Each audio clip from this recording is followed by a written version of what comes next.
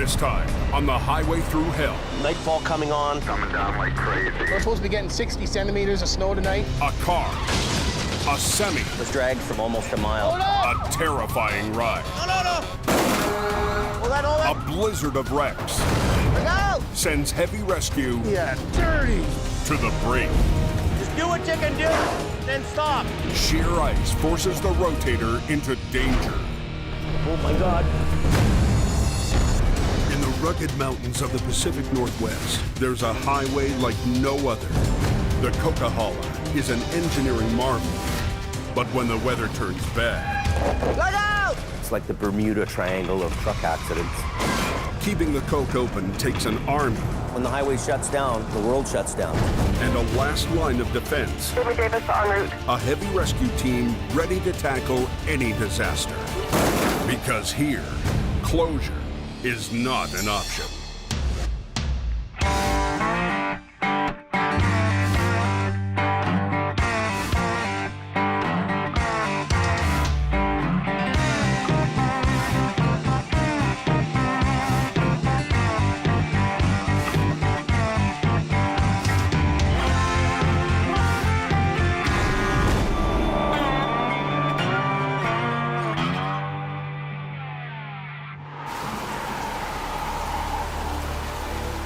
There'll be a boat race going up the canyon tonight. Torrential rain is blinding drivers on Highway 1. Canyon's wet and dark. Holy crap, they got a rainfall warning right from Hope. Heavy rain all the way through to Lytton. Jamie Davis has been called by RCMP to a possible fatality. There's a whole bunch of ambulance, a couple of doctors. Somebody underneath the semi, from what I hear. There's a semi versus car accident. Guy's still trapped in the vehicle, so we're gonna give them a hand here. Holy moly. A car is wedged under a semi. Heavy rain may have caused the car to hydroplane and slide under the trailer. Initially, the driver of the truck didn't even notice. Apparently it was dragged for quite some time, almost a mile. The driver is alive, but still trapped inside.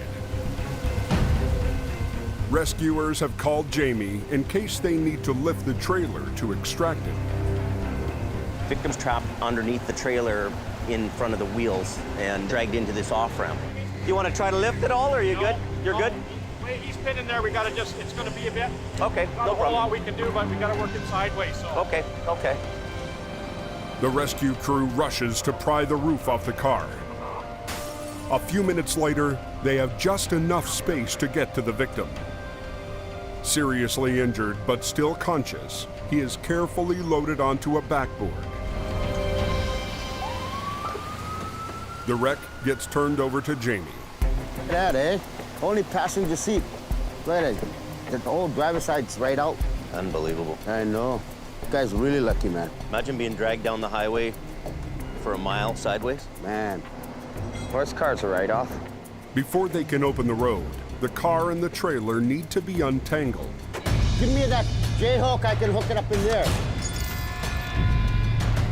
The crew needs to prevent the mangled car from ripping off the side of the trailer.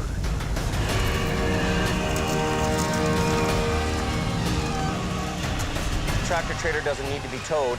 There's some small little ripples in the aluminum on the side, but there's nothing structural, nothing to stop this trailer from going down the road. The truck continues on its way, but the car is another story.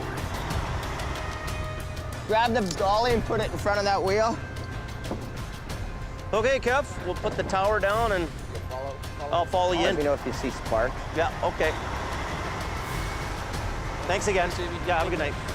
For Jamie, this job isn't about the money. We came out here really to help out the fire department and the RCMP with a person's trap call. So there's nothing to charge our bill against. So this is a public service call more than it is an actual revenue job for us. High up on the Coke, it's snowing. Jamie's biggest moneymaker, Adam Gazzola, is working another long night. It got really icy up here, and that little car wiped out, and then This guy here made a choice of either hitting her or going off into the ditch, so decided to take the ditch. And we're supposed to be getting 60 centimeters of snow tonight, which will cause some havoc. What we're gonna do now is... Yes. You're gonna hop in there, basically steer it out just as if you're backing out of this ditch. Okay. I don't want to wear myself out. We got 3 other highways we have to maintain as well. If you're not out there working, 7 times out of 10, you're not gonna get the job. It's what I've done now for 17 years, and I think it's starting to wear me quite a bit. Looks good. Wow. You happy? Very happy. Okay. Thank you. Just be careful up there, she's slippery. You know, I've been up here all day, roaming around, doing the odd job here and there, so we'll just see what happens. A nasty cold is going around, and Adam is its latest victim. I've been sick for 3 days. Sore throat, feel like I got sandpaper in my throat. For Adam, winter is already taking a toll, but relief may be in sight. Like, we're getting another guy to help out, so hopefully that works out. I just hope he can work enough to help me out and pick up the slack.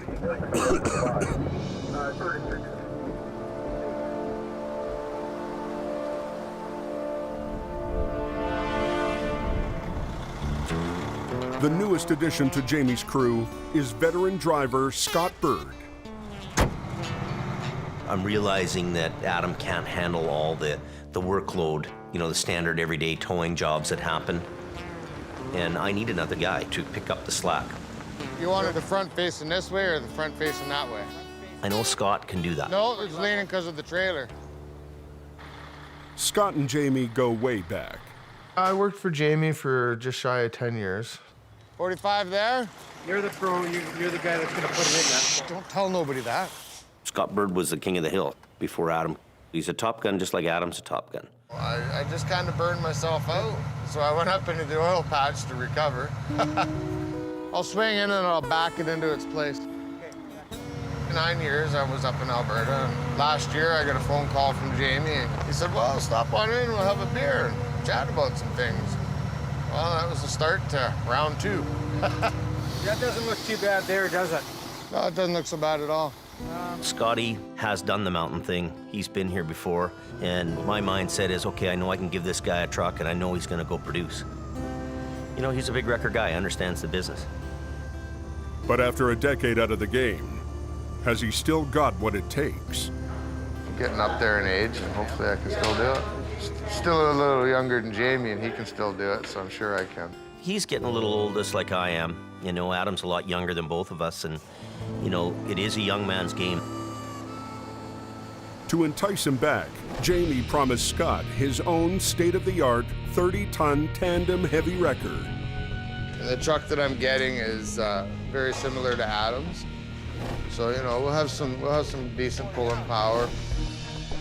But the wrecker is still in the shop and 6 weeks behind schedule.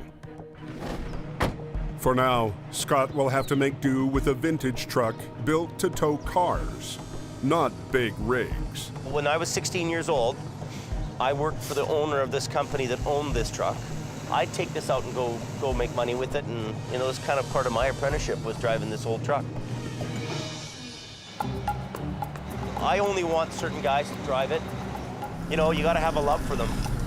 But Scott is just happy to be back on the mountain. That afternoon, Scott goes on his first call in the old truck.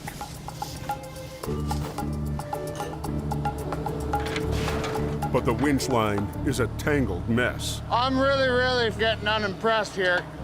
People can't take care of their The last person that headed out on a winch job, his rat nested the line up on me, so I gotta try and unwrap that so that I can use that line because it's on that side of the truck and it's just gonna make it easier for me to do my job. Just pull on it real hard. Is it coming? Oh, it's going back in? Fast. Oh, this is just 100% unacceptable. I had enough of that. Scott gives up on the tangle and uses the backup winch line on the far side of the truck. Okay, head her over. We're just using another line. I wanted to use the other one, but I don't have all day to mess around with it. I'm sure the customer isn't happy about standing there any longer than he had to. We'll just do with what we have and go back to the shop and fix her up. But the awkward rigging tests the limits of the old truck. Oh, she's torqued.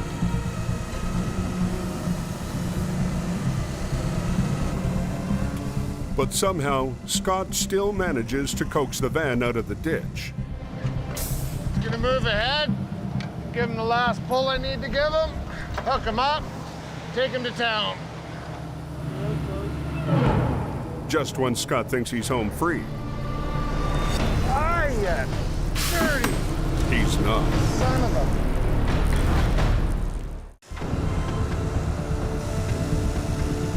Veteran driver Scott Bird is trying to wrap up a simple job using one of Jamie's vintage trucks. But the old gal isn't quite up to the task. Son of a... A hydraulic line bursts, and now he can't raise the wheel lift. Now we gotta try and get this underlift off the ground so I can move ahead and do a job. Scott improvises using the winch line to raise the wheel lift. Then he uses the same line to get the van back on the road. You can break lines with old trucks, you can break lines with new trucks, but the odds are stacked against you when you're running old, right? Kind of why some guys don't like driving this old stuff. There's been a few little incidences on this job. Not too impressed. What do you think? You think we can get back into town like that? No. Son of a... Scott gives up and calls Jamie for help. Hey, buddy. Yeah, I can't get the wheel lift to come up. It broke while we were doing the recovery. It won't go up at all? I've got it about an inch off the ground, but I won't be able to tow this feller. Send Rob up here in the 440 just in case. Yeah. Well, Rob's coming to save your ass. It's always the old guys we have trouble with, eh? I get to go save Scotty's ass today. Mr. Pro. But it's sure funny how now the truck's broken, so obviously he did something wrong. So I get to go up and save the day. Bring back the other vehicle, which will be fun. Scott's, I don't know, personally, find him too bossy, and then, you know, like just the way he rubbed off on me, just don't like him.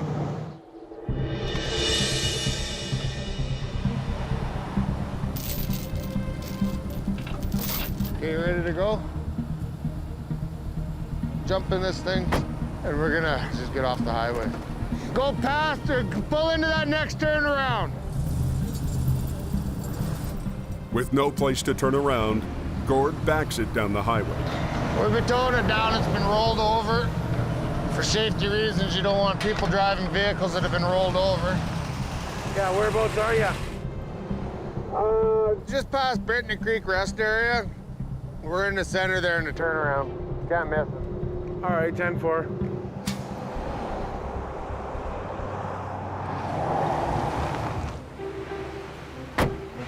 Hook him up and go. Make sure you run your chains tight, he's fairly heavy.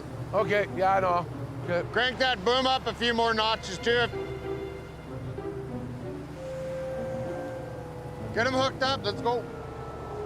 Chop, chop. Both of you. Okay, keep coming back, Rob. Hey, okay, come on back, Rob. Rob, what are you doing? No, don't stuff it under anymore. You want that T-bar to be right here. I know what I'm doing, Scott. This has to be shorter. No, it doesn't. Okay, whatever, man. Scott positions the sling so its chains don't scratch the bumper. What's the matter with that? Okay, let's get off the highway.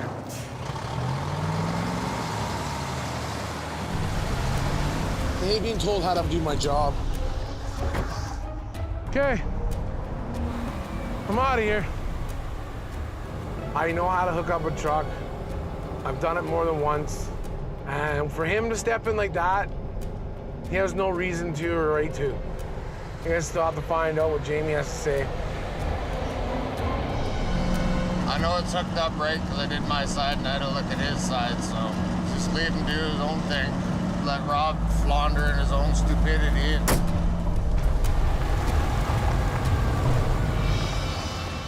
Back at the yard, Adam notices another problem with Scott's vintage truck. What the hell happened here? Oh, no.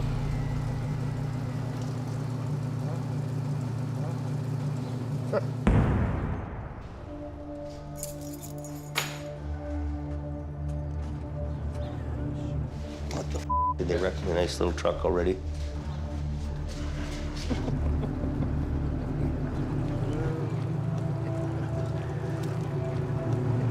Wall up the guardrail or something like that. That wasn't on there the other day when, buddy, that just happened with Scotty. Scotty just did this. He had to, and he didn't tell me about it. What are you laughing about? Oh, just see, look at Hugo. Like Hugo coming in the cable wrapped around the back here. What are you gonna do? They're just gonna have to fix it, I guess. He was rude to me, telling me how to hook up a truck. And it's just the way he told me and then telling me to get to work and do it right in front of everybody. I was not impressed that I was being told how to do my job. Did you tell him off? Yeah, I told him off. What'd he say? And basically just smiled and laughed. Scotty can be a little rough around the edges with people around him sometimes. Well, you know what? I don't want any stress, Jim. I didn't come here for stress. I didn't come here to create it. I came here to do a job all for I'm you. really worried about is ending it. I'm frustrated, and as I get frustrated, I start getting louder and louder and louder. That's all I'm in. I want it ended too. He's butting heads with a few guys because he's just that kind of a guy, you know, bit redneck. If the truck was here and it was rolling down the road, he'd be out in the workplace doing jobs. So really, Scotty needs to be in a truck and he needs to be on the road. But Scott's new truck is still stuck in the shop.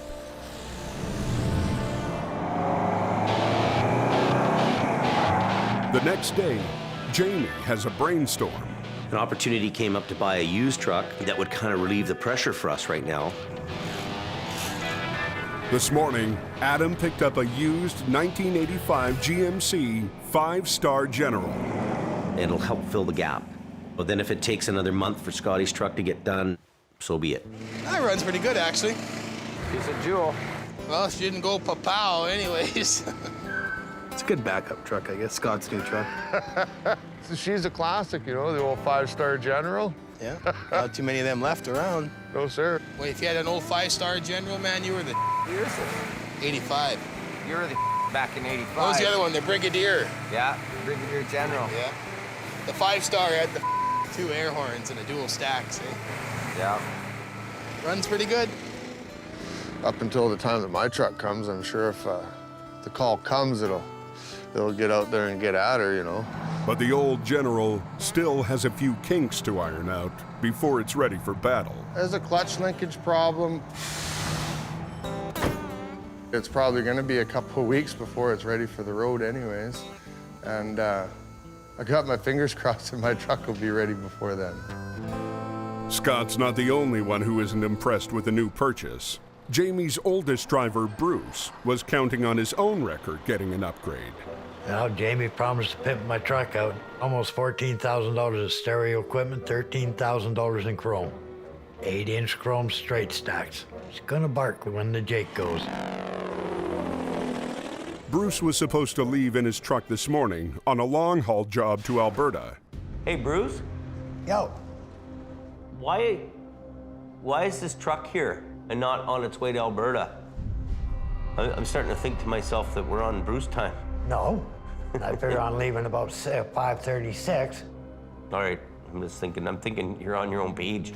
No. You're on Bruce schedule.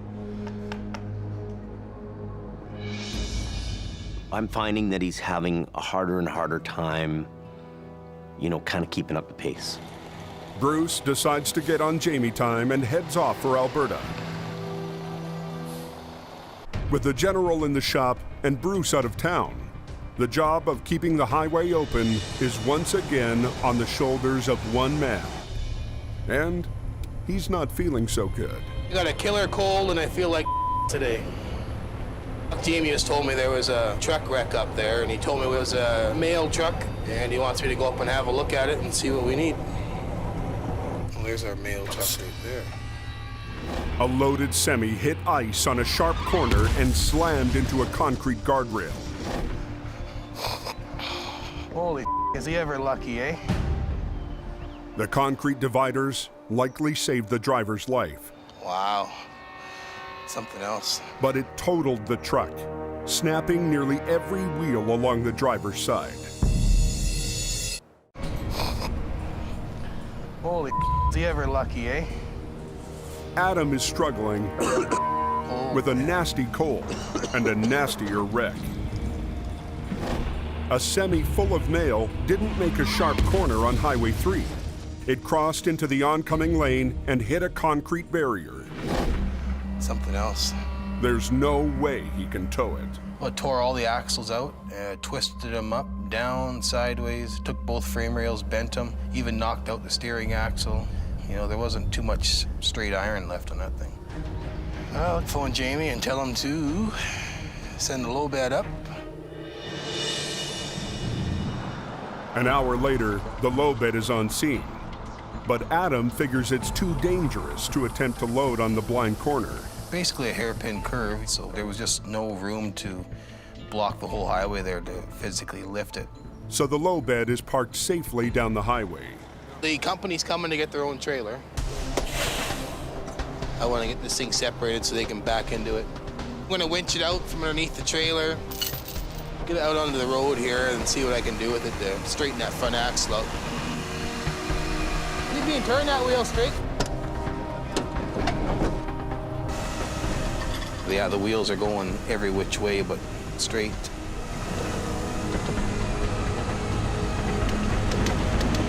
Everything was just busted off. He drags the crippled cab away from the trailer.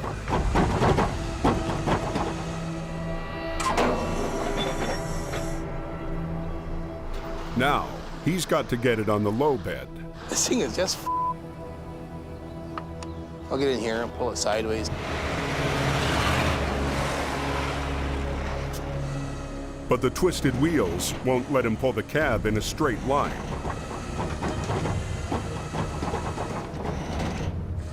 So Adam lifts the two back axles off the ground. He'll try to guide it on using just the front wheels. See, now we got the tires of crooked. That's gonna be a bitch to steer. Chain here. He uses chains to try to lock the front wheels in place. So we got the wheels straightened out just to get it movable enough to get it onto the low bed. And so I had to try to back it on there. Okay. Well, we'll give this a whirl. Now he has to back it blind up a ramp that's only slightly wider than the cab. I'll get as close as I can. Keep coming.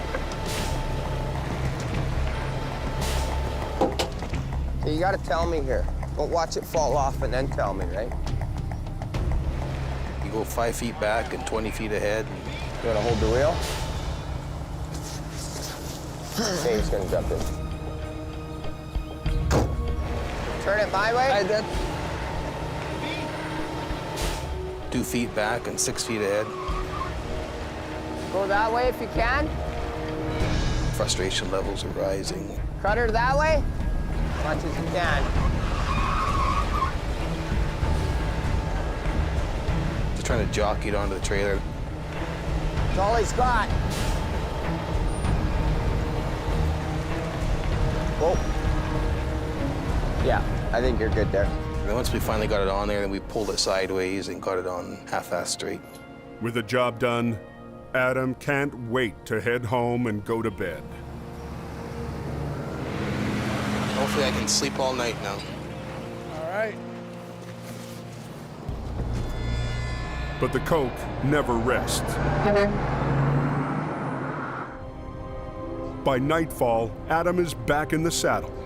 Laying in bed, I'm sicker than a dog. I asked Jamie for the night off, but I guess he doesn't take it very serious. He and Kevin have been sent out to drag a snowplow out of a ditch. I have a job to do, and I try to go as hard as I can. Give me a little. But physically, I was just beat. Mentally, I was challenged, and nothing was going right. Right. I got people relying on me, so the more work I can do, the better off my family is. Well, until next time, old girl. Yeah, that's always my biggest thing, to make sure I can provide a good life for my family. By 9 o'clock, he's heading home again. And hopefully that's where I stay for the night. But the night's still young.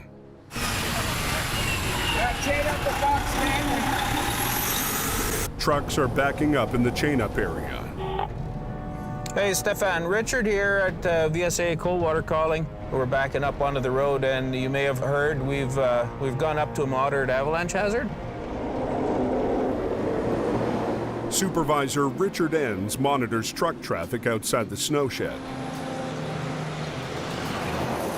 They've got chains on, but they're not quite adequate. They've only got single chains on when they really need triples.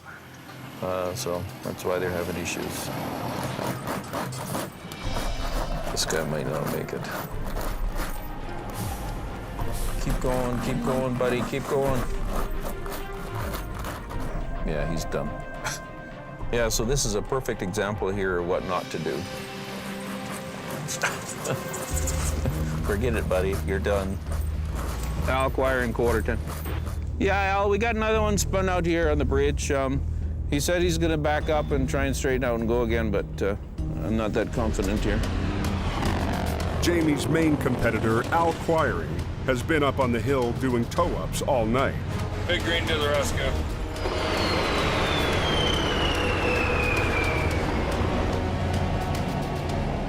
This is like crab fishing, but different.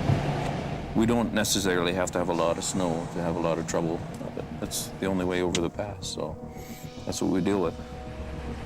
Al Quire gets this job, but there's plenty more to go around. Westbound, there's a semi in the ditch. It looks like he just wiped out.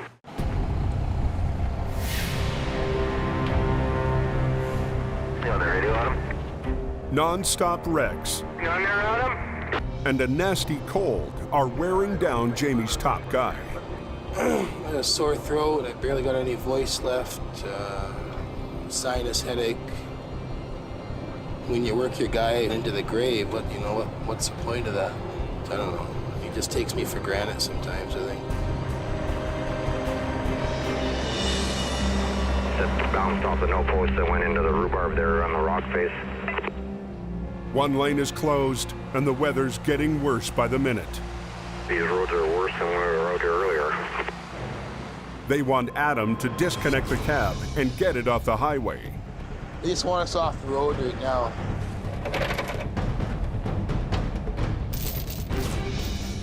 We start trying to give this thing a pull. We're gonna take the truck into town for the night. The highways don't want us messing with the trailer because the trailer's ready to bust in half, so. This thing.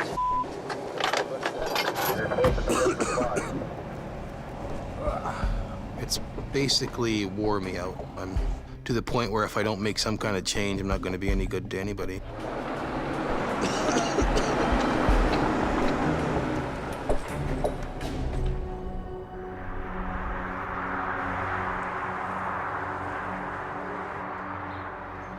Grab some tools. Never know what you need. After an exhausting night, Kevin is up early prepping for a long-haul job. So I'm taking that truck to Vernon. He'll be gone for 2 days. Hammer. Need one of these. He's worried that his good friend Adam is being pushed to the breaking point. It's just, you work your ass off so long, and it gets to you after a while, right? You need time. Sometimes you don't get that around here. What I'm looking forward most on this trip is a little peace and quiet, a little serenity, I guess you can say. He makes one stop before leaving town. Adam has decided to play hooky.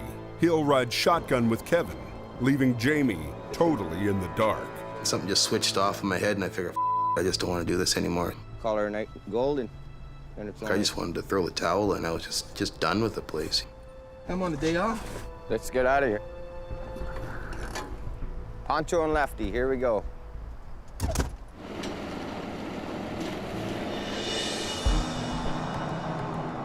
An hour down the road, Jamie phones me and he goes, I need you to go to Edson, Alberta.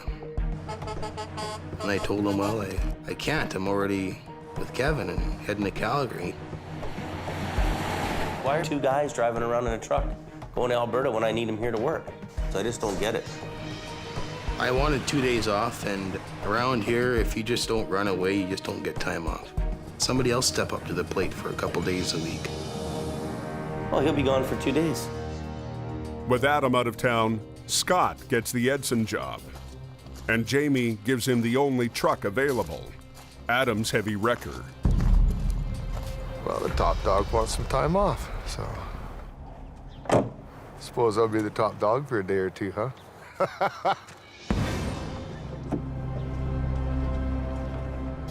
You get back into the big truck and everything just starts to flow again. So I don't think that there's going to be anything to worry about other than just dealing with it like it was my own truck.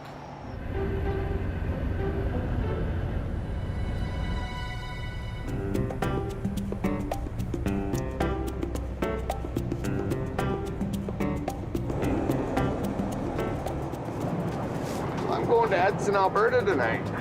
Yay!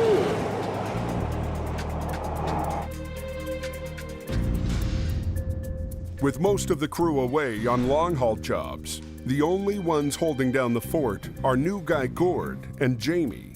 Basically, you've got me and that's it. So now if the storms were about to come in again and storms were gonna happen here, and if it happened tonight, whew, she'd be tough going.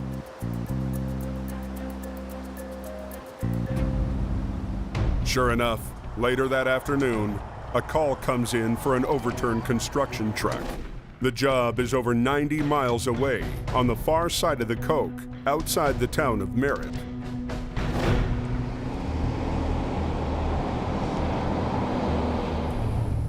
I suggested to them that we do it in the daylight hours, but the push was on to go and get the job done right away. As Jamie and Gord roll up Snowshed Hill, they get flagged down by a driver who needs a quick pull-up. Too much going on and I can't handle it. All right, well, I'm gonna pull you up to the top of the hill. I'm going to another job, so I'm not gonna tow you, but I'm gonna get you up top, okay? Oh, that's a half hour right off our time right away. That's gonna screw us right up. Nightfall coming on, stormy weather. Pressure's on us right now to go, and I'm not liking it too much.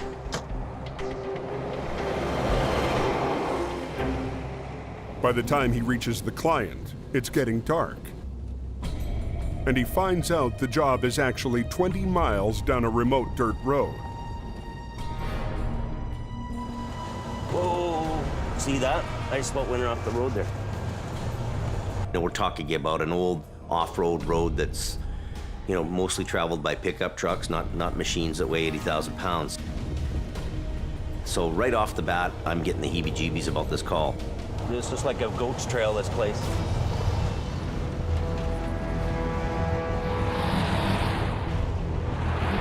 You're spinning out.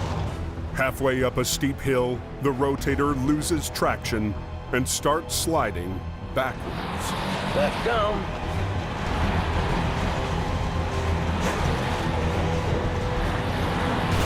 Oh my God.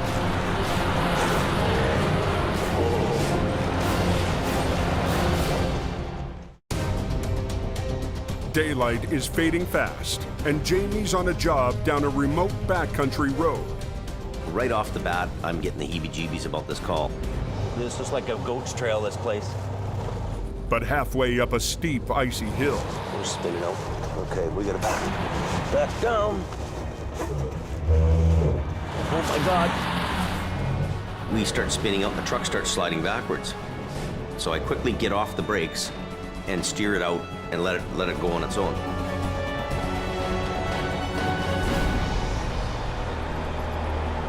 That road is complete ice. They try chaining up to get more traction. We're gonna forge ahead. This time, Jamie engages his lockers. Lockers are up. We better. It's icy right here. Locking the differential forces all the wheels to turn at the same rate. If you got a good straight stretch, you'll make sure the lockers are in, the inner axle, and you're gonna have better complete traction. And you know, it's like a bulldozer. It's gonna go right up the hill, straight, and it ain't gonna stop. But the trade-off is steering. They'll inhibit your steering. You get to a curve, you make sure you're putting the lockers off so that you can steer. Gord helps guide Jamie up the icy hill. So our wheels are slipping off the edge. The road becomes increasingly steeper and steeper and steeper.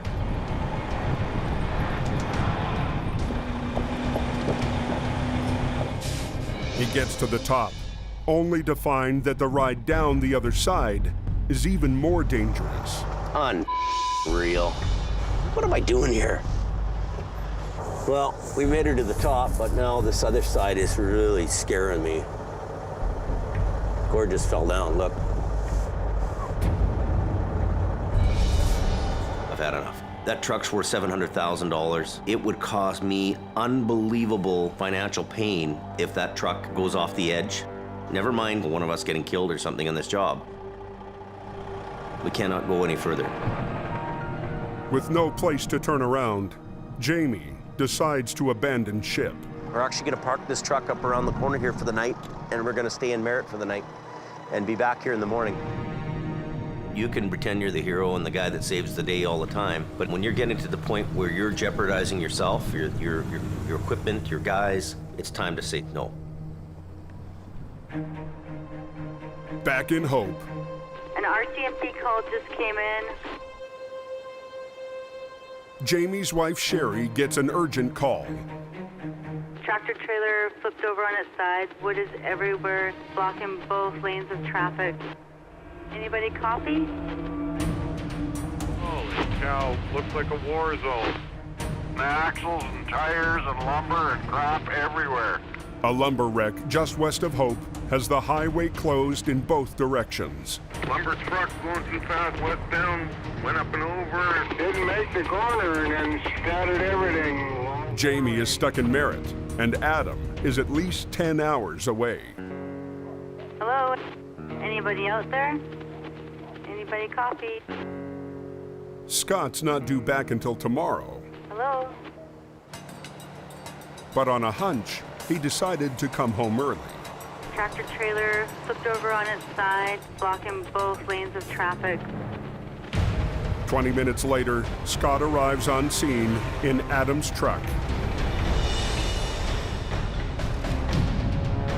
The truck is laying partway over a cement barrier in the middle. It's on its side. Both the trailers are upside down. A Super Bee hauling lumber was heading west on Highway 1. The driver lost control and hit the center barrier. I heard the guy did make it. He's just shaking up. Better get Jamie Davis out there so he can clean it up quick. For backup, he's called in the only available man left in Jamie's yard, 17-year-old Brandon. So it's all me and this guy. We're gonna work him hard tonight. Okay, Brandon, come on over. Salvage expert Jim Lasser heard the call and has come to the scene. Try that, tilt it back. Flipping a B train normally takes at least 2 heavy wreckers. Scott's only got 1. Jim was, oh, we could rotate this and rotate that. And it's like, oh, we don't have a rotator. Where do you want this one? After 9 years away from heavy rescue, Scott is eager to prove he still has what it takes. I say, oh, God, what am I going to do? I did this for years and years and years. Why am I getting panicked? I just kind of walk around it once or twice and see if you can come up with something that sort of makes some sort of sense to it all. The trailers are too mangled to split apart. There was no way that I could get in to release any of the fifth wheel plates to do it separately. So he has to flip the cab and both trailers at the same time. I just knew what I had to do. Just straighten it out, flip it over, let's go. He comes up with a plan, something he's never tried before. Using the concrete barrier as a fulcrum, the 2 winch lines from Adam's truck might be enough to flip the entire rig. I had the bonus of the concrete barriers being between me and the trailers. I could use it as an anchor to start them trailers on their rollover. We're gonna suck it into the wall. We're gonna flip it over the wall back into this lane. The truck is sitting on top of the guardrail right now, and it's got a tendency to want to go that way. So we're gonna take it over that way. Well, you're pulling heavier that end, right? What's that? Yeah, if you go up and turn around. Well, actually, let's just give this a whirl.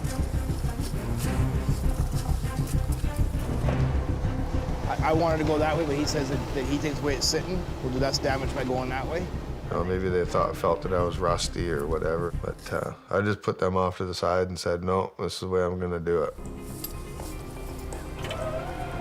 Hey, is everybody out of my way? Cab's just lifting up now. But I didn't need nobody telling me what to do, This is what I do. But nothing ever really goes as you intended to. Hey, is everybody out of my way? A messy lumber wreck has the highway closed in both directions. Cab's just lifting up now. With only Adam's truck to work with, Scott has come up with a daring plan to flip it using the concrete barrier for leverage. It's a bold move that could either make or break his comeback. I was a little bit nervous. We had one truck to work with, and that's what we worked with. Hey, everybody.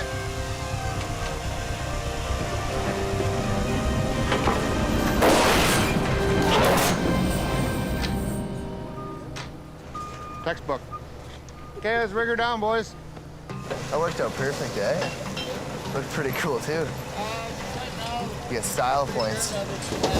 Perfect, went 100% perfect. Nothing 80% about it was 100% perfect. You don't know until you try. First rollover I'd done in 10 years, and everything worked out perfect. Jamie's brother from Aggressive Towing arrives to haul off the trailers, while Jim's salvage crew clears the lumber. And Scott heads home, victorious. I spoke with the highways guy, and he was very happy with the way things were going. Now we're out of here. Now we're gonna be going home, and hopefully get the covers pulled over me before the phone rings again.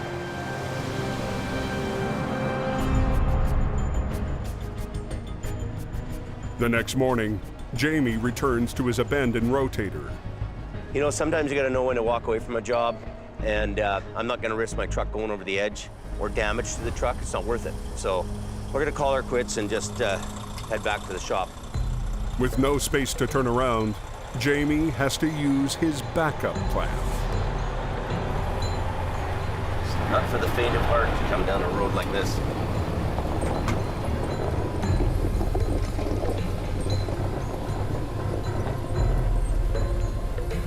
Pretty sketchy what we're doing. This truck is all it can do to hold itself back. By the time he finally makes it home, it's well past sundown. Oh, what a frickin' 2 days. I am just done. Tell me all the good, the bad, and the ugly. Jamie gets the lowdown on Scott's return performance as a heavy rescue operator. Trailer was right upside down in the fast lane, and he just tightened it up against the guardrail. And the trailer stood up, and come right up and over, and the rear just followed. Really, eh? Just picture perfect. Just click, click, right over. If that was on its side in the canyon somewhere and right flat on its back, it'd be all you could do with 3 trucks to try to get that over. Yeah, it was just perfect. Jamie's old buddy Scott is on the scoreboard. What was really great is that Scott was here. He handles the wreck, it's all done. So having that extra experienced hand has really taken some pressure off us. At least I've got Scotty backing us up.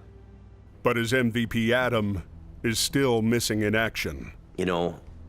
I feel his pain, I really do, but what can I do? Watch it, buddy. Next time on the highway through hell. Snowing like a son of a... 45 tons of lumber jams the Trans-Canada. Oh, this looks bad. Going too fast. While another wreck teeters on the edge. And a complex recovery. I don't know why we're doing it like this. Brings tensions to a boil. I work 24 hours a day. Tearing open a rift between Jamie. You're gonna badmouth me on the wreck, right? And his top dog. I don't need this job. Maybe I'll pack up and leave.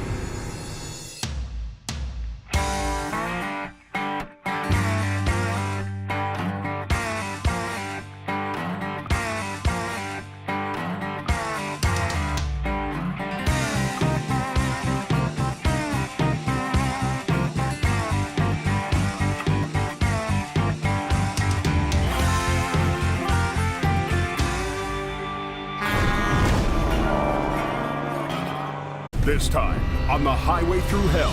Snowing like a son of a... 45 tons of lumber jams the Trans-Canada. Oh, this looks bad. Going too fast. While another wreck teeters on the edge. And a complex recovery. I don't know why we're doing it like this. Brings tensions to a boil. I work 24 hours a day. Tearing open a rift between Jamie. You're gonna badmouth me on the wreck, right? And his top dog. I don't need this job. Maybe I'll just pack up and leave. In the rugged mountains of the Pacific Northwest, there's a highway like no other. The Coquihalla is an engineering marvel. But when the weather turns bad... Look out! It's like the Bermuda Triangle of truck accidents. Keeping the Coke open takes an army. When the highway shuts down, the world shuts down. And a last line of defense. David Davis en route. A heavy rescue team ready to tackle any disaster. Because here, closure is not an option.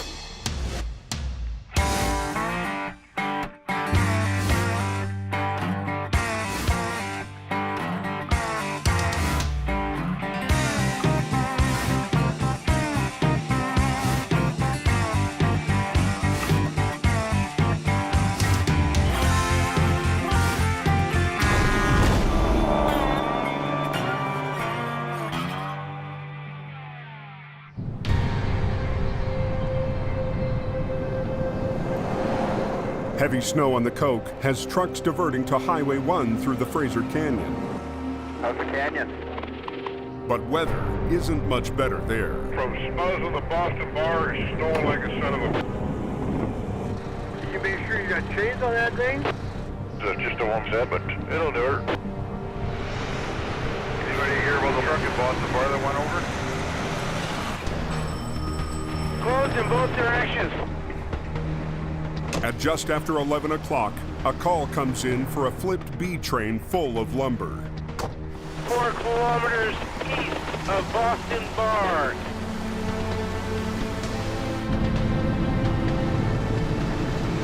There's a semi flipped over load of lumber and it's blocking all lanes of the highway. Yeah, just another day for a tow truck guy. The wreck has closed down the Trans-Canada Highway just outside the town of Boston Bar. The weather conditions are really bad here, getting worse as we drive out. With snow pounding down in the canyon, the heavy rescue crew must be extra cautious. I mean, the snow's so heavy, there's like one lane in the middle of the highway here. That's the biggest issue here, is get there without dying. The different highways that we work on all have areas that people misjudge. You gotta have your wits about you when you're driving those mountain highways. That's how it is. The wreck happened on a notoriously sharp curve. Yeah, we're getting really close here now. It's not the first time heavy rescue has been here. This is at the same corner where another fellow died last season. Last winter, a truck lost control and smashed into a power pole, killing the driver. So this is some of his personal stuff, so we'll keep care of that for company. We'll probably send it back in a box to the company and they can deal with what they can deal with. I'll keep this for them. Things run through your mind. You wonder who the person is. You know, does the person have kids? You know, is there somebody at home waiting for him to get home?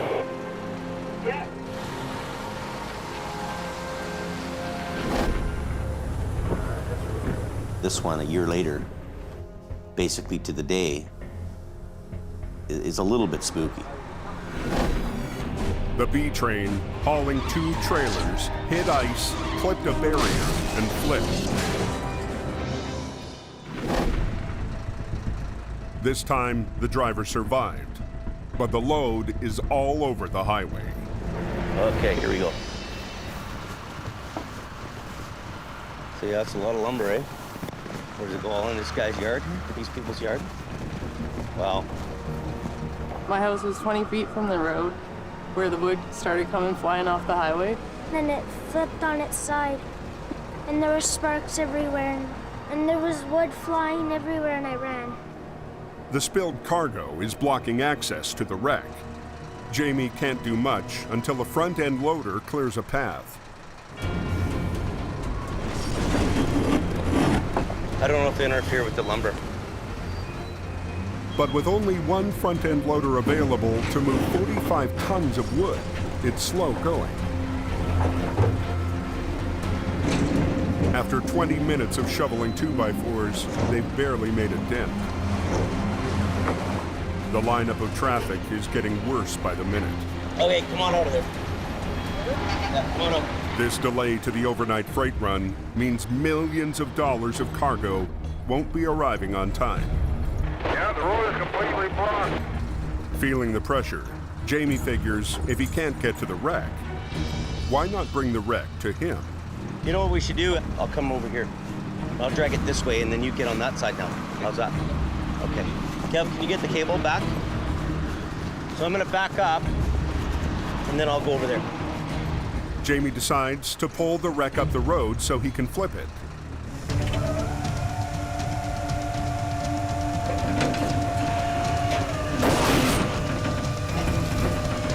Getting off the highway like right now. But sliding a 15-ton truck on its side is a tough pull, even for the mighty rotator. What's it look like on the other side? I'm the daddy. They get it clear of the lumber. Stop right there, stop right there. But now, they have to get it on its wheels. Throw the brake on, Kevin. Scott and Gord arrive just in time to rig up the wreck. It's right here, Adam. Is it? They can't disconnect the trailers while they're on their sides, so they'll have to flip the entire rig all at once. Yeah, I can grab the back one line in each, eh? I'll come right here, and I'll just get on the tractor. They've traded one problem for another. The new spot is one of the narrowest sections of the highway. If he goes over a bit, we're kind of having issues with space. We don't have enough room here to get the trucks in the right spot. Normally, they'd put their wreckers on either end, perpendicular to the wreck, but the road is too narrow. Jamie has to position both trucks near the front. It's not the ideal angle, but it's all he's got. I'll come right here, Jim. We can't get the trucks, backed in properly, and I'm kind of working alongside Adam. Yeah, there's a round the wheel in here. So both loops are here. To get a better angle, Jamie fully extends the rotator's 3-stage boom arm. Too tight, eh? Don't pull too hard, he's just winching it out. Good. You ready? They want the heavy cab to start flipping first and let it pull the 2 trailers with it. Last winter, it worked like a charm on another B-train wreck not far from here.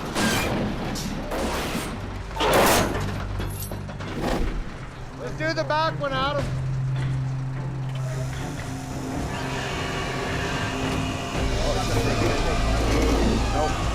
But this time, they're not so lucky. The snow on the road is keeping the wheels from digging in. I don't know why we're doing it like this. All we're doing is pulling the trailer over towards me. It's sliding. Why doesn't he go down? You want to pull down on that? It'll come. You just go ahead. I'll pull after. This isn't doing so great. It's picking and sliding. Its trailer's kicking out all the time. Why we want to run a line down low, maybe? Yeah, to what though? Adam and I can, usually spot what we're doing, and we're right on the ticket. But on this one, we're kind of a little bit off our usual game here.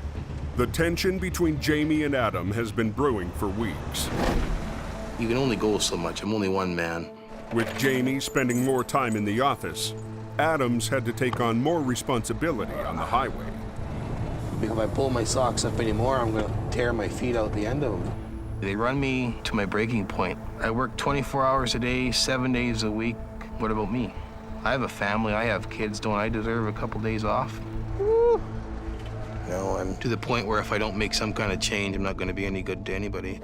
2 days ago, Adams skipped town without telling Jamie. Something just switched off in my head and I figured, I just don't want to do this anymore. Jamie and his top driver have barely spoken since Adam got back.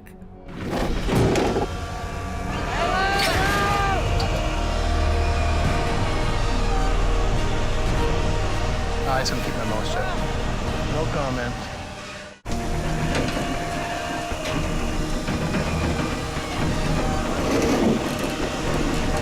A flipped B train has Highway 1 backed up for miles. I don't know why we're doing it like this.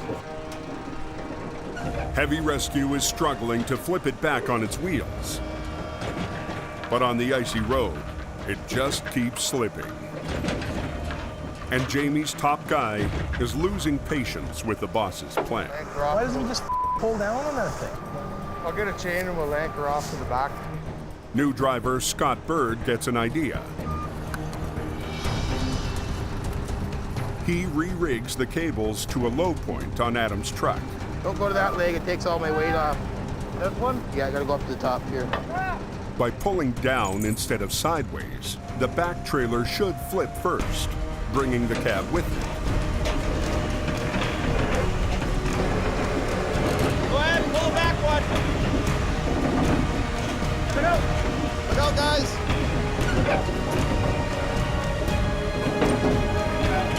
Front end's coming.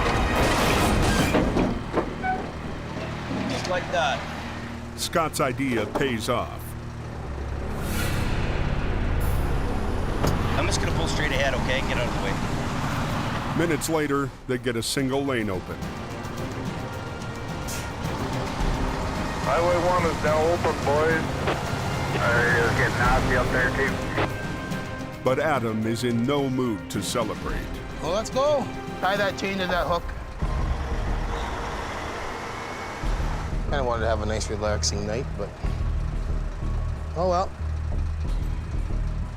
Adam and I, the only issues we have, we're having a hard time to communicate with each other, and it made for a bit of a rough one. You know, I don't even care. I hook on this thing and I'm done my job and going home.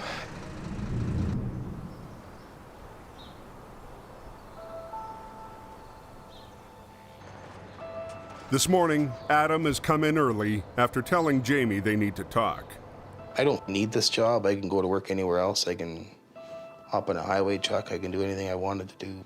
I don't need to be here 24 hours a day. Maybe I'll just pack up and leave. Scott wonders what's up. Well, What are you doing this morning? waiting for Jamie. I called him a while ago. He said, come on over, so. Yeah. Adam's got a young family. You can't sit down to any function without the fear of that frickin' phone going off. Maybe I'll just quit. Really? Why would you do that? I don't know. I work 24 hours a day, 5 days a week, and I think that's pretty much good enough for me.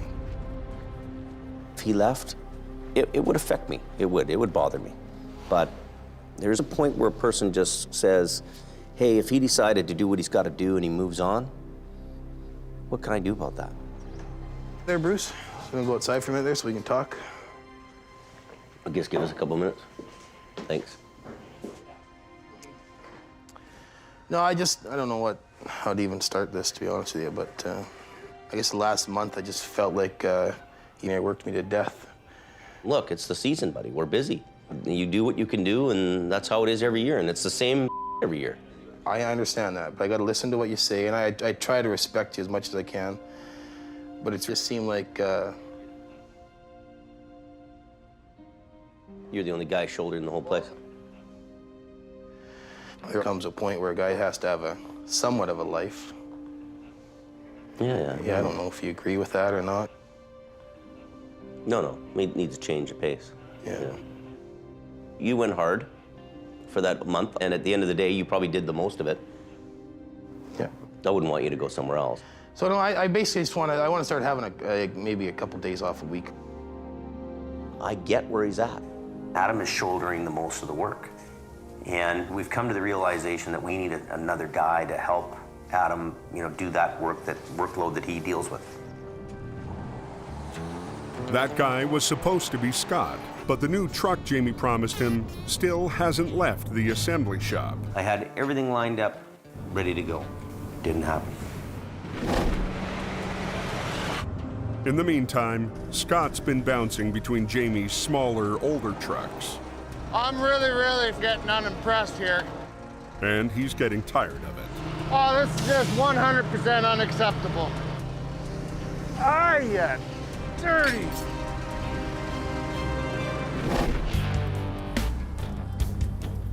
Today, he's driven to the assembly shop to check on his new truck's progress. Dwayne, you're working on the wrong truck, buddy. I know. Be right there. Gotta get you over here, Dwayne. So this is the truck. It has a 600 horsepower Caterpillar in it. It's got a 20,000 pound front axle. It's got 46 rear ends with lockers. The wrecker's brand new. It's a 30-ton Century wrecker. Every full load bell and whistle on this thing, it's got everything. Because it's never shiny, eh? Oh, it's gorgeous. Shiny stuff. Chrome flares, lights, light rack. Yeah. Shiny, shiny. Makes a guy feel good running down the road, having a prime piece of truck underneath him. Yeah, but it's a touch screen versus Jamie's touch pad. So I got a little bit more Google-phonic than him. Good. Don't let him swap it out on you. Well, I won't. It was a beautiful thing. And it just made me a little bit more antsy. Let's just get in the truck and go. The only problem, it's still not ready. What kind of a timeline are we looking at? So we're a couple weeks out? A couple of weeks out. Yeah. Okay. It's not the news he was hoping for, but at least there's an end in sight. Okay, man. Every minute I'm here bugging you is a minute less wasted on the truck, eh? I want that thing on the road. We're 4 months behind schedule. It's been affecting my income. I left behind some pretty good opportunities to make a lot of money. I shouldn't have listened to Jamie. Yeah, it's happening, it's happening, it's happening. I shouldn't have come here until that truck was on the road. I may be faced with the possibility of having to just dump Jamie on his ass and go elsewhere,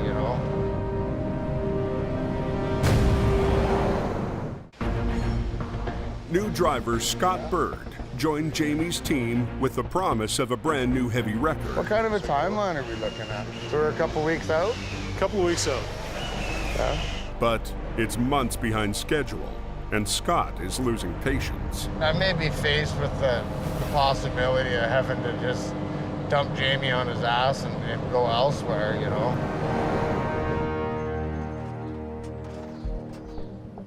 Until the new truck is ready, Jamie has put Scott in a vintage 1985 5-star General.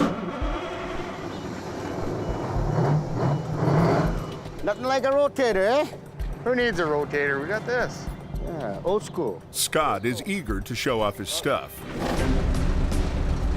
Last week, using Adam's record, he hit a home run. Okay, everybody. When he single-handedly flipped a B train.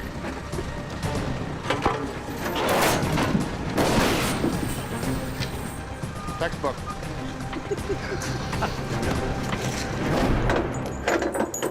But with the old General, it's going to be tough to keep the winning streak going. What's it got on it for gear? Chain, man.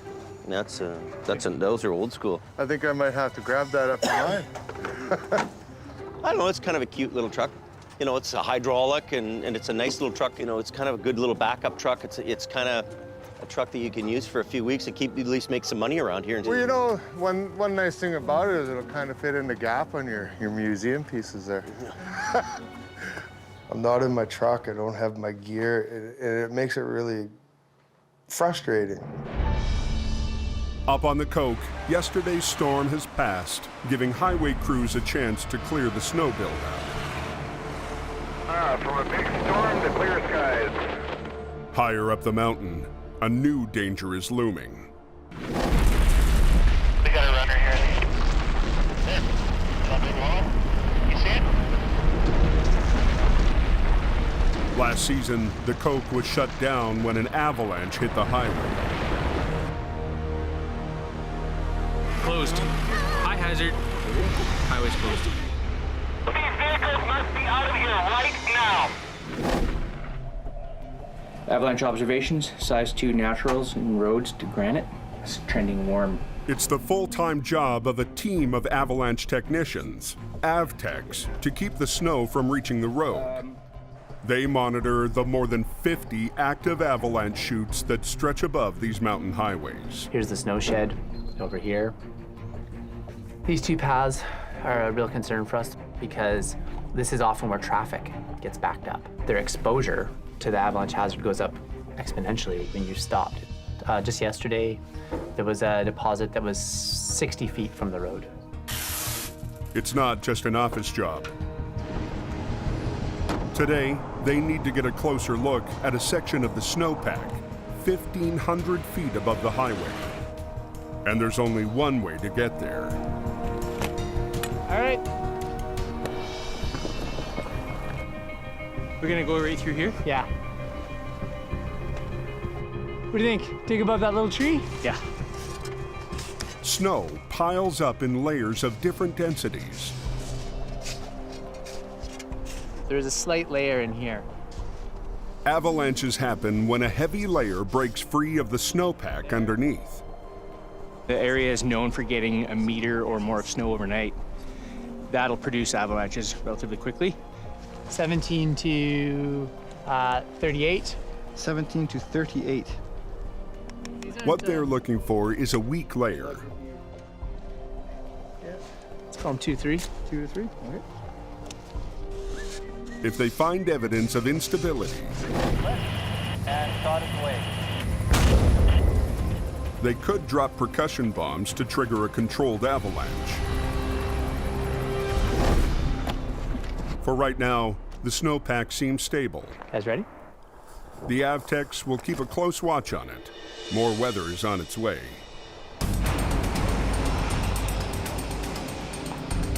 But there is one avalanche zone they can't tame. At the bottom of the Smasher, the highway passes under the Great Bear Snow Shed, a reinforced concrete tunnel that allows the biggest snowslides on the Coke to thunder safely over 6 lanes of traffic.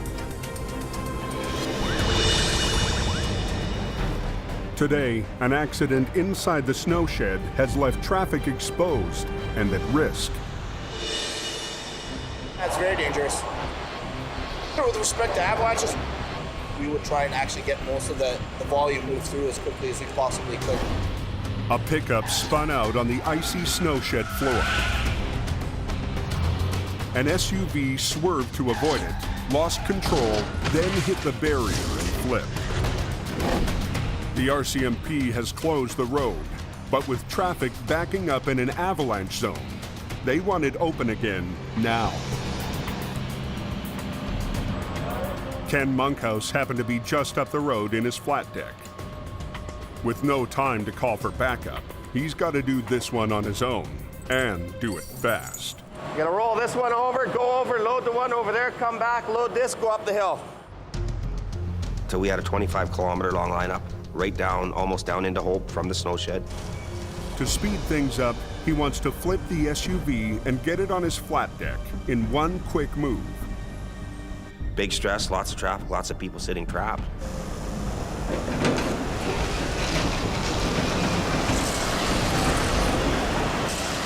But the road surface is too icy. The SUV won't flip.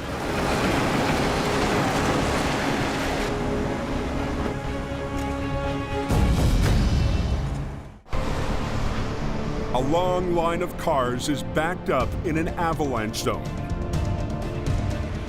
Inside the snow shed, Ken is racing to get the Coke open. You've got all these people, they're in the worst possible place you could ever be in, and it's a sheet ice inside the shed. But he can't clear the wreck if he can't flip it. Ken re-rigs with a 2-point line. hoping he can swing the SUV into a position where he can get it to roll upright.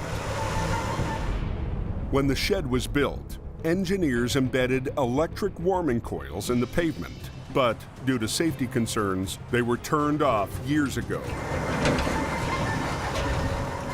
Even with 2 lines, Ken can't get the SUV to flip. It wouldn't dig in, it wouldn't flip over. So he tries something else.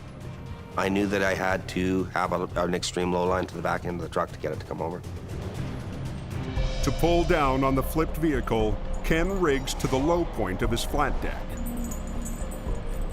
He's betting it'll force the rubber on the tires to dig in. I'm looking around, I'm seeing the look on the cop's face. We know it's turning into a gong show. You know, we gotta nip it in the bud because this is taking way too long.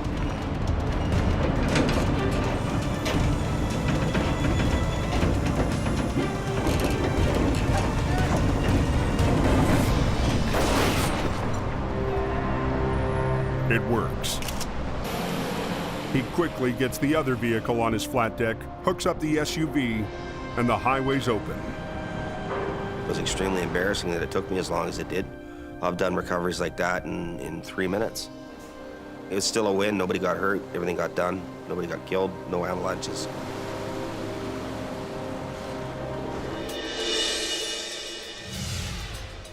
Higher up near the summit, new guy Gord's on his first solo job. I'll just hook up from the back end, and then the other guy's gonna come up and just make sure everything's good to go.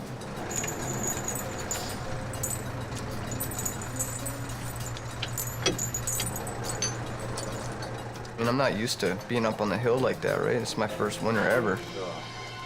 So, I mean, I'm thinking, oh, how should I hook it up? These gloves suck. They're actually freezing. My hands are sweating, so they're starting to freeze, yeah. Ken stops by to check on his apprentice. Oh, I got it all hooked up, just making sure you have a look at her. And When I started driving tow trucks, most tow truck drivers were big, hairy guys, leather vests, lots of rings, lots of yelling, lots of fighting and crap like that, and I wasn't like that. I looked out for the brake lines and everything. It's good, buddy. When I look at Gord now, I see myself, 25 or 30 years ago. Whenever you throw four-wheel drive to the back, automatic or standard, always make sure it's in neutral, especially with the automatic. Okay. Okay, up a bit more. In neutral? Yeah, it's in neutral. In neutral? Yep. Is it in neutral? Good. Turn the heat on, huh? Beautiful. All right. Gord definitely has the tow truck DNA. I wouldn't have second thoughts about leaving him on his own. Okay, it is gonna dog track a bit. Yeah. When you get to the brake check, just get out, feel the hub, make sure it's not getting too hot. Okay. Okay, buddy? Right on, thank you. Just go slow, take your time. Oh, yeah. He just basically showed me how to hook up, but I already had the right idea. This is what I'm learning to do, and this is what I want to do. It is pretty much like tow truck school.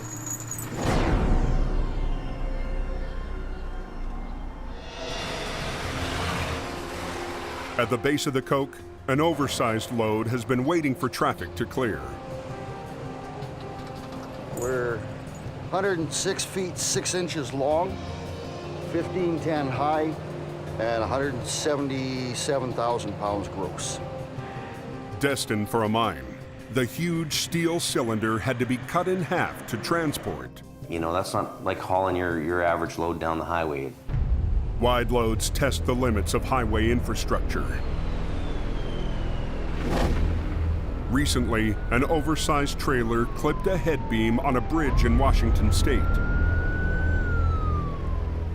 A section of the structure collapsed and 2 cars fell into the water. They get huge money to haul those loads. There's a real risk. With the risk comes reward. It's a large, large responsibility. The big concern is that the oversized load has less than a foot of clearance through the Great Bear snow shed. Because the shed ceiling is sloped, the load will only fit if it's in the left-hand lane. Height-wise is a bit of an issue going through the snow shed there. We have to take the left lanes just so that we can fit underneath. There's all kinds of things that can go wrong. You just gotta hold, keep your fingers crossed, nothing does. All right, we're ready. Let's get going here. All right, 10-4. By law, the oversized load requires escort vehicles in the front and back. Okay, you're about 3 feet off the right side there, Dale. The convoy stays in the right-hand lane for the slow drive up so traffic can move around them. Okay, you got an 18 coming up fast on you. Alrighty, I'll give him a little more room here. And 4, he's coming right up on your doorstep.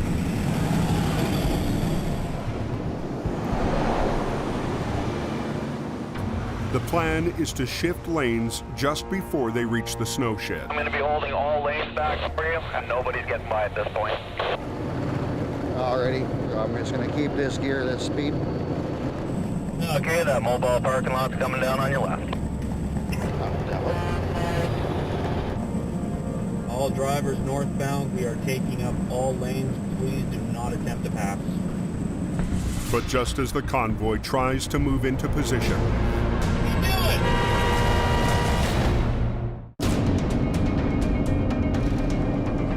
an oversized load is headed for the snow shed. The right-hand lane is too low, so to clear it, they'll need to be in the left. Even though I've been doing this for almost 25 years, it still makes you nervous. All drivers northbound, we are taking up all lanes. Please do not attempt to pass. But just as the load driver is about to switch lanes to the left, What are you doing? he gets cut off. You got a 4 that just decided to sneak on by. He's coming up on your left.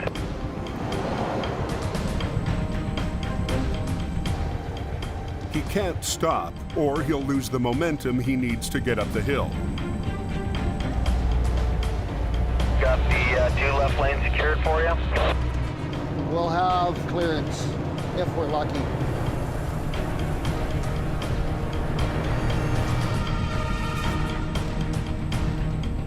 All right, you are in.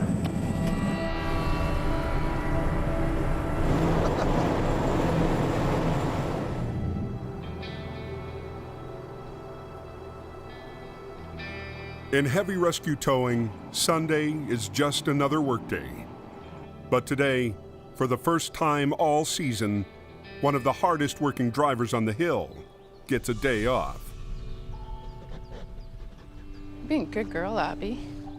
All the long hours and miserable nights of screaming at myself. That's the reason why I do everything, to make sure they have a decent life anyways. Let's go, Kayla. If it wasn't for my 4-year-old, I'd be gone doing something else. Come on, Abby, let's go, sweetie. I want to watch my little girl grow up. We'll have hot cocoa when we get inside, okay?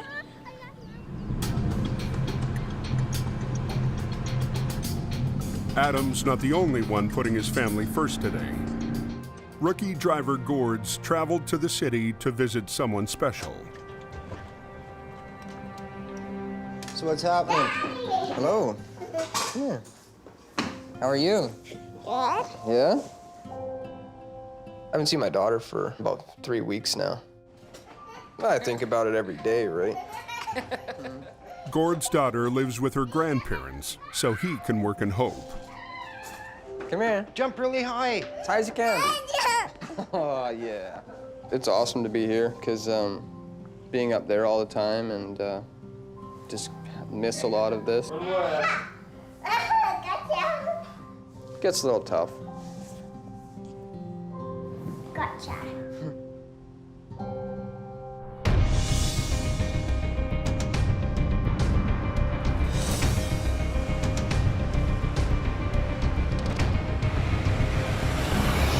Up on the coke, Adam's HR-52 patrols the highway.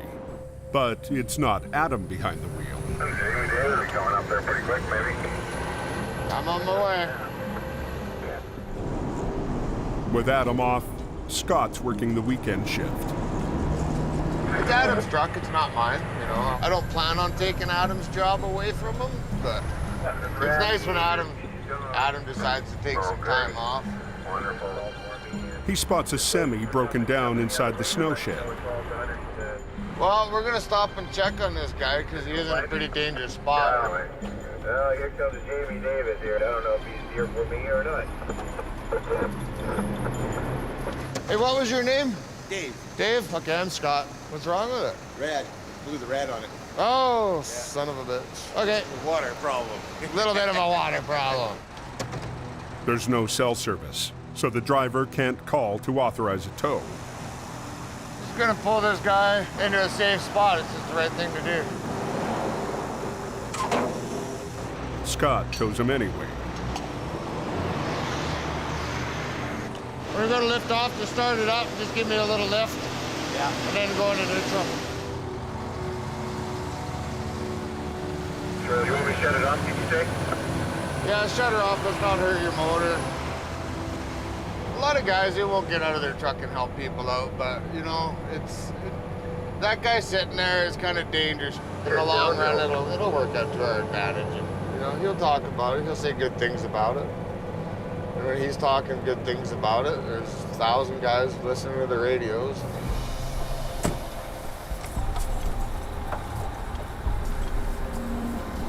Okay, we're done. Can't help everybody for free, but it's nice to help some people now and then. At the end of his shift, Scott drops off Adam's truck back at the yard.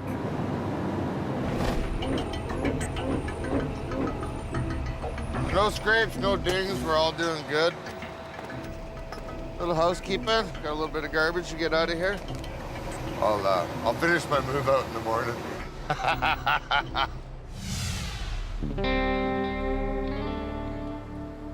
But next morning, Scott's house cleaning doesn't quite pass the Adam test. You can just tell it's been smoked in because you can see all the nicotine everywhere, right? He was smoking and there's ashes all over the place. Well, I like to keep it clean, eh? Yeah. It's like changing your underwear every day. It's got to be done. He'll never drive my truck again. He lost that privilege. So for Scott, it's back to the 5-star general.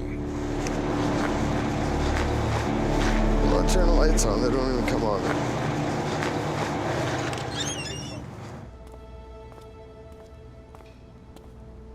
One of the main reasons why I came here is because I was told that I would be running a certain piece of equipment. Had I been offered the GMC General, I would have never come. Tired of eating bones, I want my steak.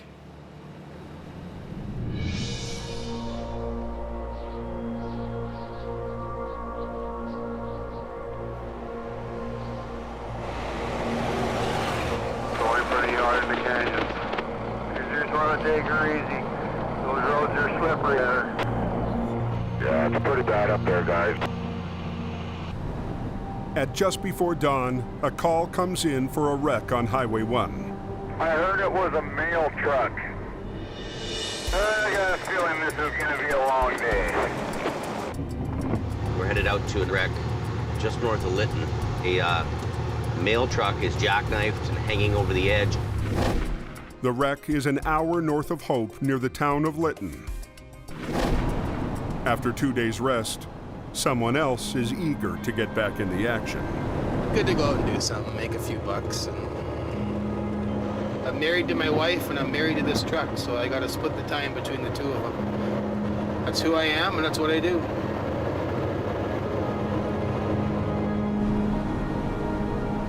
We're just on bare bones guys here, me and Adam, and no helpers. Holy. These trucks don't like the snow. Like his passenger fender's almost kissing the passenger side of the trailer. Holy moly. Look at that. Straight down. Holy moly. Look at that. Straight down. A truck loaded with Christmas mail teeters on the edge of a cliff. My Christmas present's in there. It's heavy. Yeah, it's pretty amazing, isn't it, eh? The truck jackknifed and crashed through the guardrail. All that's holding it from a 600-foot free fall is a single tree. Uh-oh. And that's not the only problem. The trailer and the tractor may not be connected together. If we started pulling on the tractor and the trailer wasn't hooked up, we'd be in a mess of trouble. Then the trailer would go like this. So is this fifth wheel still hooked up? Yeah, it's on then. Wheel's on. Yeah, okay. But there's no frame here. That frame looks broke right there. He's buckled in half. Unbelievable. The trailer is still connected, but the fifth wheel plate holding it is cracked in half. Might be a cutter. Adam hooks up a line to secure the trailer just in case the tree gives way. Jamie is worried about the semi separating. And then just two low lines to it. You know, we have to be fairly delicate about what we're doing. And then it doesn't go down anywhere, right? So you've got it. And we have to make sure that we're not going to put too much pressure on it. And then I'll come back right up to this thing that way. The highway has been closed for going on 2 hours now. You know what? It doesn't look like it's going to open anytime soon. No, you can't go anywhere. You're pretty much stuck. Whatever they're going to do, they need to do it fast. You know, we could have some troubles with this truck frame. It's a bit pretty flopsy, so Adam will hold on to the back end of the trailer no matter what. We decided not to do anything much more with the trailer for fear of damaging it. His plan is to use the rotator to ease the cab out and hope the trailer comes with it. Okay, guys, you want to probably stand back a bit.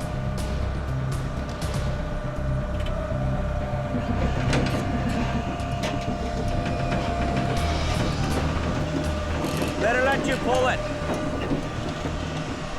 Pull back a bit, yeah. Hey, hold on to it. Hey, stop for a minute. Is that thing hammered? The cab's rear axle is broken and dragging. You know, the axle is actually rolling underneath it and creates more resistance. Hold it. Tell me to hold it.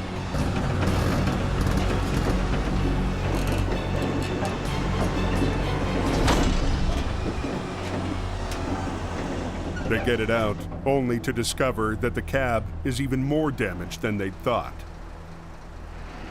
Wow, spare parts. I think she's like a single axle now, eh, Bob? Yeah, you took her right out. Yeah. That landing gear okay? Wow. But the trailer's vital signs are good. Landing gear works. How do we luck out that way? So the trailer's pretty good then, really. You didn't rip it off. I know. The intact landing gear means another cab can hook up and get Christmas back on track. But first, they need to disconnect it from the fractured fifth wheel. Being a bitch, eh? I'm trying to pull the kingpin here, but the frame rails are bent right together, like, holy Jaws lock around a kingpin, linking the trailer to the cab. When the lever is pulled, it should release the jaws. So when the jaws went around the trailer kingpin, they either bent or twisted somehow when the truck went down. Totally clear. Murphy. Adam tries using a chain to pull the release lever. What do we do? What do we do? Ready?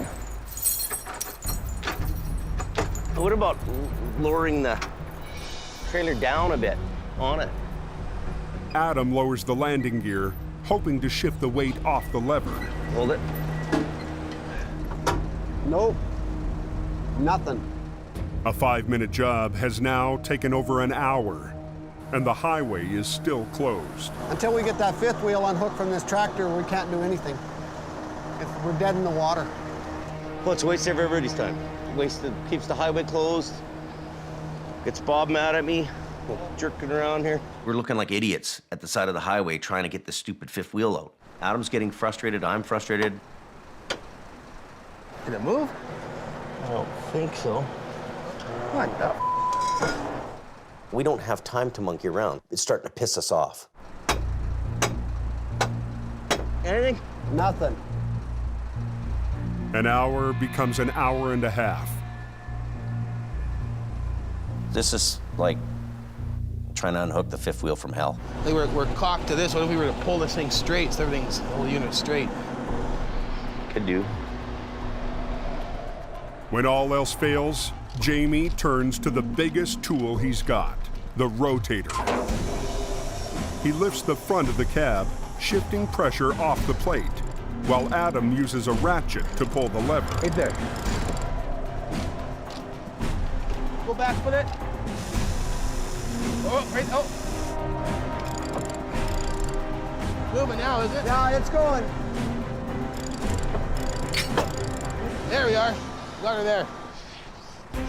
Got her? You betcha.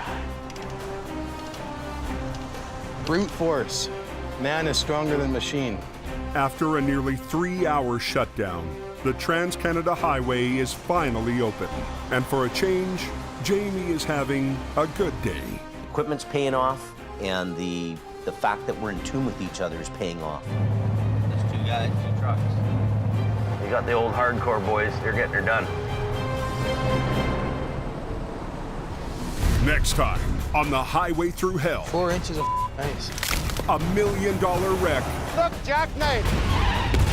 leaves a load of prescription drugs stranded on the mountain. This thing is hammered right in here. That ain't good. I've never seen anything like that before. And What is he doing down there? the heavy rescue headaches keep piling up, Why isn't he getting up the hill and opening the road? Tell me what you're doing. forcing Jamie to get tough Why aren't you up the hill? with his most senior driver.